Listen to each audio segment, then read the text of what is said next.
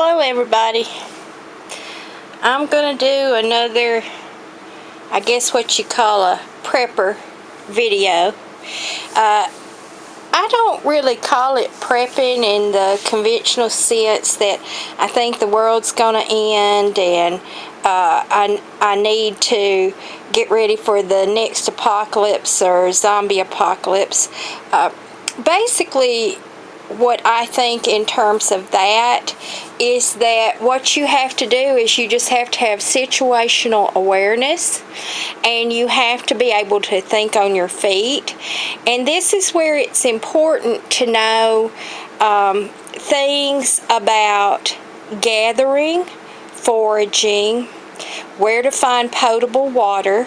By the way, that is where sycamore trees are, or willow trees, also cottonwood trees. Where those trees grow, there is potable water near those trees. And you have to know how to avoid crowds, because that's not safe. And you have to know how to make a sleeping area, a place to rest, and that's where knowing how to take some leaves, branches, things like that you would have to know those things, and I'm lucky that I do know those things. What I'm talking about with prepping is to prepare for emergencies that actually kind of are foreseen, things that would be within the norm. Now, what you're looking at here, these 3 5-gallon buckets, these are just your usual buckets that you can get at any store anywhere. What I do is, what I did was, even being poor, even having a tight budget, what I would do is I would go to Dollar Tree or any other kind of dollar store, a place where you could get good deals, and in each one of these are dry goods. I've got rice and beans are the biggest things right there, rice and beans. Now, there's pasta, little elbow noodles. Now, the reason I got elbow noodles was because I can pack it in a Ziploc bag and it'll stay fresh and safe. No bugs will get into it, and those are in these containers as well. Then I put in some cans of chicken, just that white chunk meat chicken, and tuna. Now, one thing you got to know is meat is not a necessity. There are many ways to get protein, but meat is good, and it is also something that will stretch food further. You can have the rice with a can of tuna in it and some seasonings. I have seasoning packs in there. Now, the seasonings that I have are the ones that are also herbal medicine and multi-use. So I've got cloves, cayenne pepper, and cinnamon in there. Now that I have my herbal medicine, I will probably open these up and put a couple of jars of my dried wild lettuce, but that's something, see, that I could go out and forage for, or mullein. The things that I have in there are not things that are easily to forage. So then I've got spices to make the food not bland and to give me some nutritional and medicinal benefit. There's can openers in there. There's utensils. There are washcloths. There is bar soap. There is also plain black tea. I use Louisiana tea, and it's the single packs.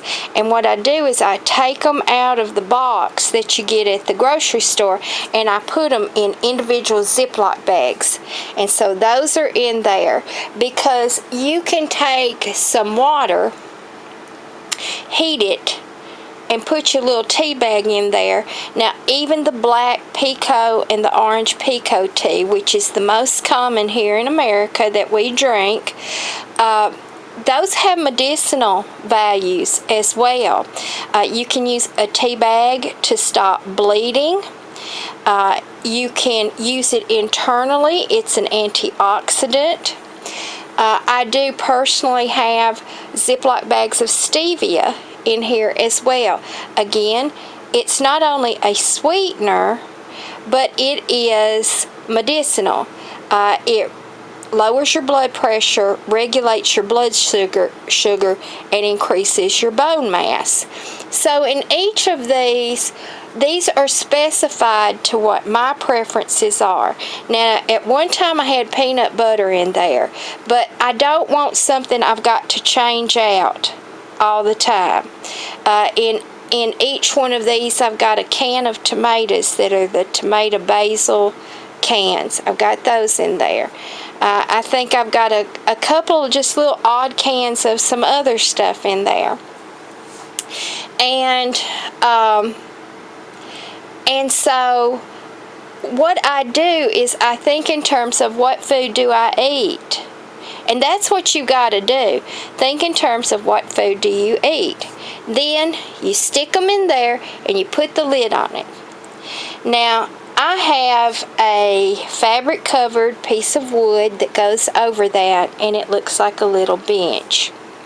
So that is some of my preparedness. Now, when I say preparedness, what I mean by that is natural disasters primarily. We are prone to have tornadoes here and ice storms here. We actually had tornadoes in Huntsville, Alabama, and Madison County shuts down, and that has to do with the ordnance and missiles that are buried there in Huntsville, that certain things have to be taken care of and secured before electricity can be brought up to the general population. So these people in Madison County and Huntsville, Alabama, went out from their county into surrounding counties and towns and bled them dry. Now, the reason I say that, it's not an intentional thing. They needed means to keep going. But these towns around Huntsville are small towns. For instance, Fayetteville, we only have one Walmart. That's it. That's our only shopping place. We do have a Dollar General market, and we have 2 privately owned grocery stores that are very small. So when you're talking about 3,000 people descend on a town that really only has enough goods for about 7,000 of its own residents anyway, then that was quite scary. We didn't have things on the shelves. We didn't have gasoline. Regular toiletries and things. Those were all out. Now, luckily, our churches took in people. People purchased tents at Walmart and pitched tents. It was at a mild time of the year. They grilled out. People in the community took care of these people until they could go back home. But if you're a person that can't necessarily get out and fight crowds, or maybe you're ill, if you have something like this in your home, you'll have food. That's the important thing, is you have food. So these are my preparedness for natural disasters and being sick and poverty. You never know. I have been at my job one day. I got a raise 2 weeks before. I had been there for 10 years. I thought that I was well loved and taken care of, and had a job for a long time. And I came home and they called me and said, please sit down on the sofa. And my boss there told me that they no longer needed me. They were going in a different direction, and I was no longer a good fit after 10 years. So I was lucky in that my security company was able to place me at the place I am now, and I love it, and I'm very happy. And God has things, God's hand is in everything, and He guides you to certain places for certain reasons. And but what if I had not been able to find a job? The thing that I'm finding after age 50, you can't just go in and get a job. Even if you've got 20, 25 years of experience in a field, they want young people. And you can't blame employers for that. They want people that they can shape and mold the way they want to. And that is good business.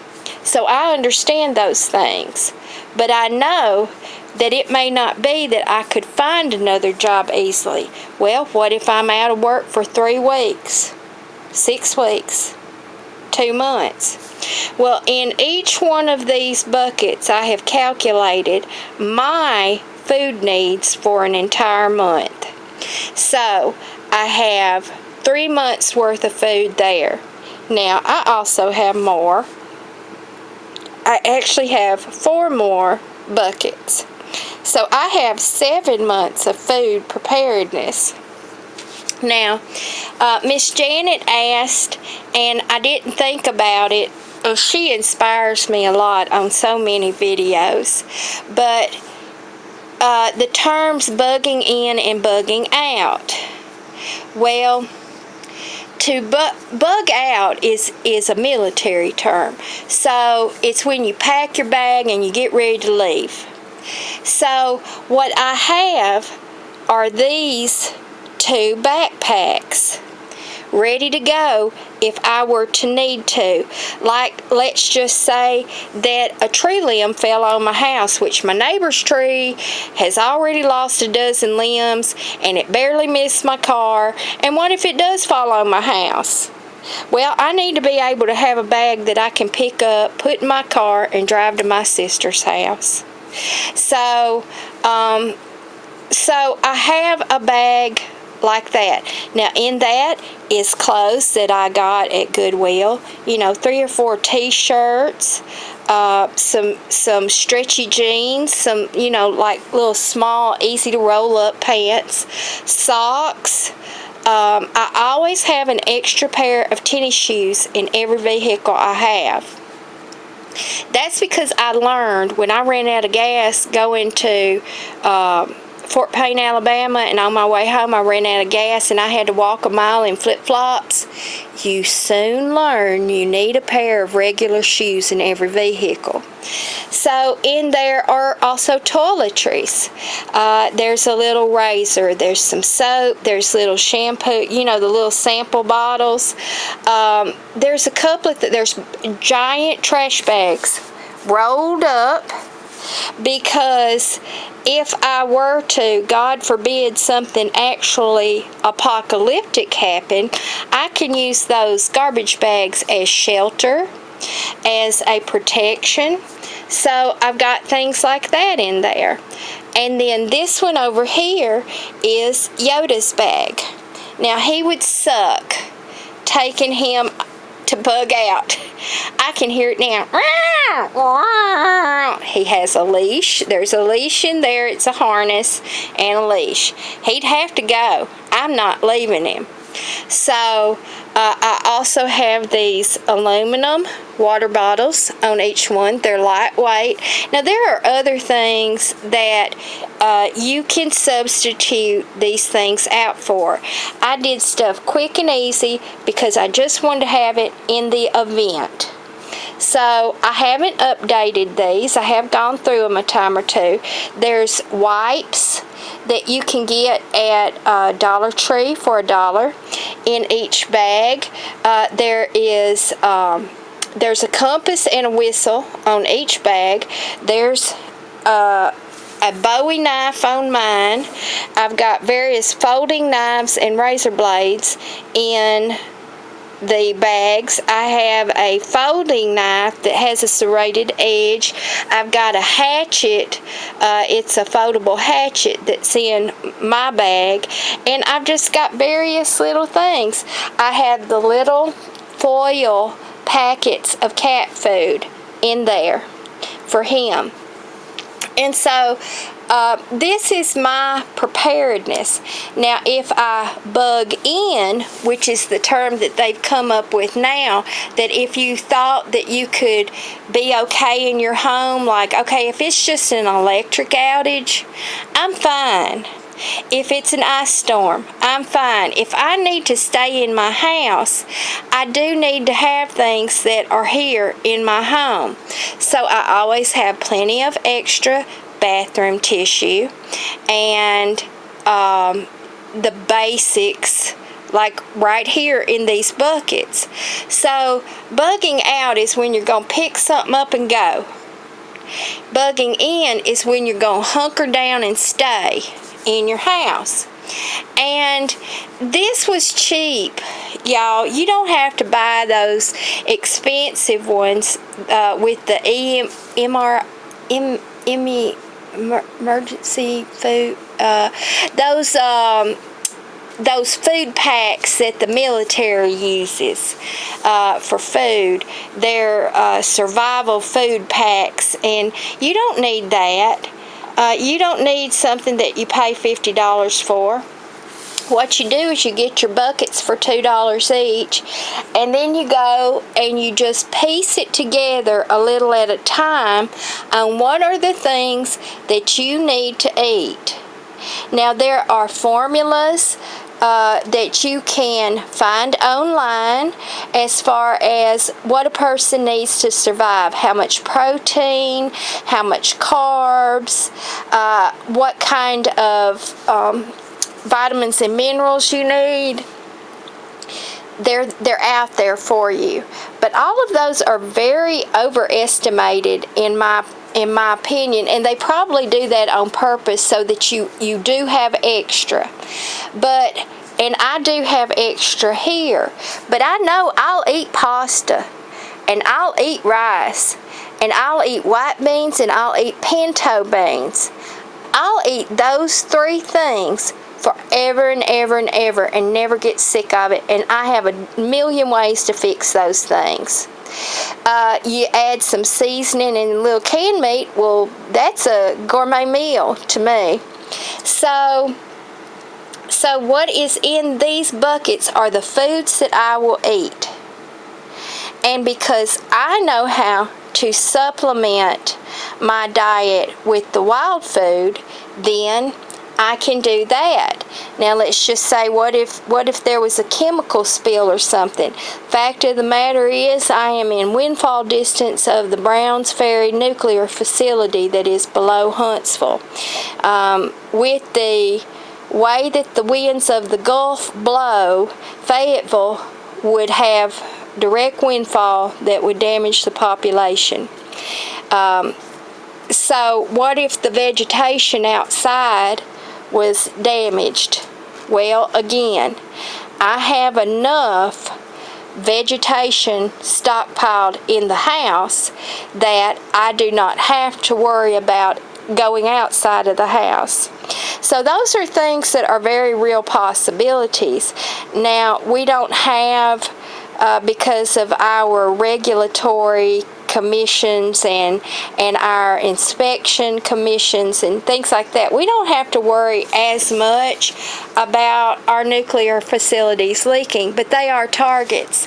And being 15 miles from Huntsville, where there is an enormous amount of military defense and the things that go with military defense, I will just put it that way, that's a target. if somebody wanted to do destructive things. And there are many places. Chattanooga's one. Chattanooga is in direct windfall of 3 different nuclear facilities. And that is something to look at. We've seen the world change a whole lot for those of us who are very, very advanced in age and mature. The world has changed monumentally in 10 years.